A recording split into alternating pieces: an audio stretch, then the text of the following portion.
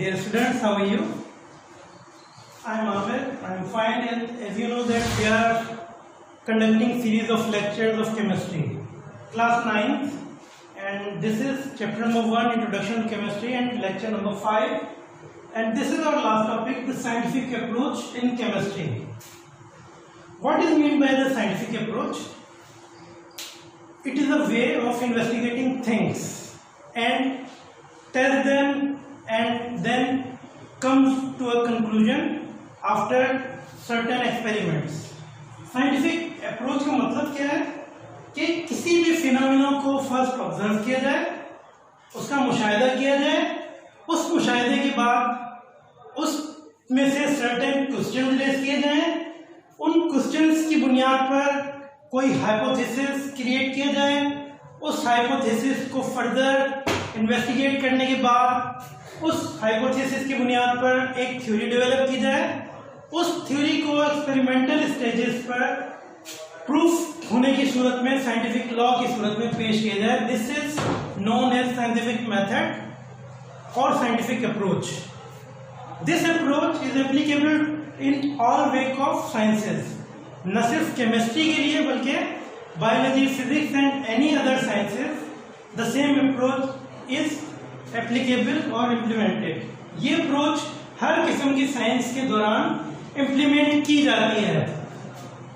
जहां तक scientific approach का ताल्लुक है, सबसे पहले इसमें किसी भी प्रोसेस को, किसी भी फिनोमेना को ऑब्जर्व किया जाता है. ये observation different people can observe things differently. Some people observe very critically, कुछ लोग बहुत ज्यादा क्रिटिकली ऑब्जर्व करते हैं, जबकि कुछ लोग सिर्फ सरसरी नजर से किसी चीज को देखते हैं. अगर एक ही चीज आप लोगों के सामने, डिफरेंट पीपल के सामने रखी जाए, तो कुछ का आंसर इसके लिए डिफरेंट होता है और कुछ का डिफरेंट होता है. फॉर एग्जाम्पल, अगर यहाँ पर एक गिलास के अंदर पानी रखा जाए, तो some people say that it is half filled, some people will say that it is half empty. यानी एक ही चीज को डिफरेंट पीपल्स डिफरेंट तरीके से देखते हैं. तो इसी तरह की जब ऑब्जर्वेशन होती हैं, उनकी बुनियाद पर डिफरेंट क्वेश्चन रेज किए जाते हैं. We can take the example of corona, कि चंद माह कबल चाइना के अंदर जब डिफरेंट साइंटिस्ट ने इस एक बीमारी को, फ्लू को ऑब्जर्व किया, तो उन्होंने ये ऑब्जर्वेशन की कि ये आम मरीजों से कुछ डिफरेंट है. कुछ डॉक्टर चाइना के ऐसे थे जिन्होंने ऑलरेडी उसी वक्त इस हवाले से उस ऑब्जर्वेशन को रेज किया और इस हवाले से मुतल्लिका जो अथॉरिटीज थी उन्हें बताया कि ये एक नई किस्म का वायरस है जो शायद पूरी दुनिया में स्प्रेड हो सकता है. तो अगर उस ऑब्जर्वेशन को हम देखें तो डिफरेंट, चाइना के अंदर बहुत सारे साइंटिस्ट थे, डॉक्टर्स थे, लेकिन उनमें से सिर्फ चंद एक ने इस ऑब्जर्वेशन को आगे रेज किया क्योंकि उन्होंने इस चीज को क्रिटिकली देखा. जब ऑब्जर्वेशन के दौरान डिफरेंट क्वेश्चंस क्रिएट किए जाते हैं, तो उन क्वेश्चंस की एक एक्सप्लेनेशन साइंटिस्ट डेवलप करते हैं, which is known as hypothesis. Hypothesis मफरूजा is nothing but it is a trial idea. ये relevant explanation of observe phenomena, यानी किसी भी फिनोमेना, किसी भी प्रोसेस की एक्सप्लेनेशन को हाइपोथेसिस कहा जाता है. Hypothesis is nothing but it is a testable statement propose to answer a question. यानी जो क्वेश्चंस ऑब्जर्वेशन के दौरान रेज किए गए हैं, उनके आंसर के लिए जो स्टेटमेंट है जिसको टेस्ट किया जा सकता है, टेस्टेबल स्टेटमेंट, उसे हाइपोथेसिस कहा गया. After hypothesis it is going for certain test in all fields, in all labs, in through all scientist. तमाम साइंटिस्ट या रिसर्चर उस पर मजीद रिसर्च करते हैं. तो उस सूरत में after further investigation and research they come across a point which is called theory. यानी मुख्तलिफ जगह से जो हाइपोथेसिस है उसके टेस्ट की बुनियाद पर जो रिजल्ट सामने आता है, उसको एक थ्योरी की सूरत में, एक साइंटिफिकली एक्सेप्टेबल आइडिया की सूरत में उसे डेवलप किया जाता है. This is known as theory.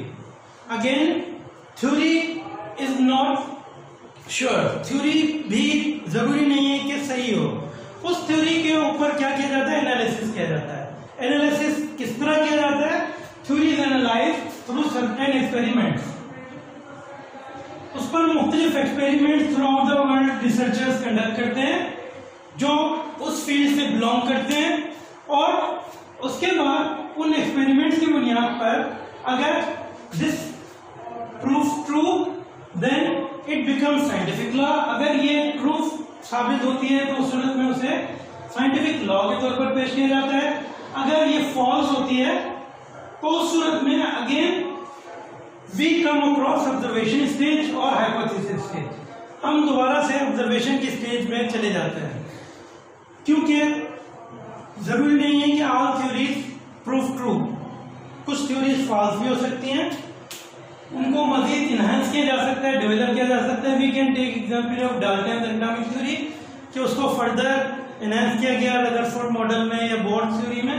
इसी तरह से तमाम थ्योरीज को एक्सपेरिमेंटली भी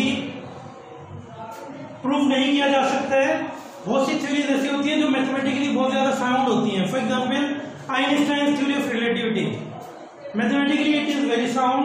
board theory atomic mathematically very sound but it can not be proved experimentally. तो तमाम चीजों को मद्देनजर रखते हुए इसके अलावा कुछ hypothesis, for example Avogadro's hypothesis, उसको एवोगैड्रोस लॉ के तौर पर लिया जाता है, लेकिन उसको भी एक्सपेरिमेंट्स में लैब के जरिए प्रूफ नहीं किया जा सकता। तो बहरहाल these are some exceptional cases. तो again and again tested theory is known as scientific law. Scientific law की बुनियाद पर वैलिड प्रेडिक्शंस की जाती हैं। साइंस के मैदान में लॉ को गलत साबित करना बहुत मुश्किल होता है। हाइपोथेसिस में भी प्रूव रॉन्ग, थ्योरीज में भी prove wrong, but it is very difficult that a law can be prove wrong. तो दिस इज साइंटिफिक अप्रोच कि किसी भी फिनोमेना को पहले ऑब्जर्व किया जाता है, ऑब्जर्वेशन की बुनियाद पर हाइपोथेसिस क्रिएट किया जाता है, हाइपोथेसिस को टेस्ट करके थ्योरीज डेवलप की जाती हैं, थ्योरीज को एक्सपेरिमेंटली एनालाइज करके साइंटिफिक लॉ बनाया जाता है। और ये अप्रोच ऑल साइंसेस के अंदर इम्प्लीमेंट है, biology, chemistry, physics and other all sciences. So this is all for today, and this is all for this chapter. And now students, you are going to be conduct exercise of chapter number 1 yourself. You have to solve this exercise as your homework assignment, and you have to submit this assignment within 7 days at your school. Thank you. Khuda Hafiz.